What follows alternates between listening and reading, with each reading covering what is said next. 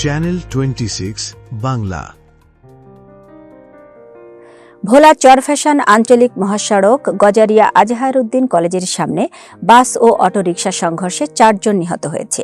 সোমবার দুপুর 2টায় আজহারউদ্দিন কলেজের সামনে এ ঘটনা ঘটেছে। ভোলা থেকে নিজামের তথ্যচিত্রে দেখুন বিস্তারিত।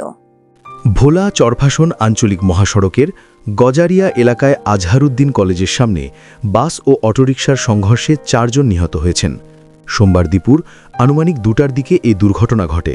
স্থানীয় সূত্রে জানা যায়, ভোলা থেকে ছেড়ে আসা একটি যাত্রীবাহী বাস কলেজের সামনে পৌঁছলে বিপরীত দিক থেকে আসা চরফ্যাশনগামী একটি অটোরিকশার সঙ্গে মুখোমুখি সংঘর্ষ হয়।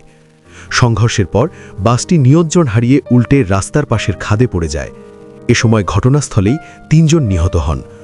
গুরুতর আহত আরও একজনকে লালমোহন হাসপাতালে নেওয়ার পথে তার মৃত্যু হয়।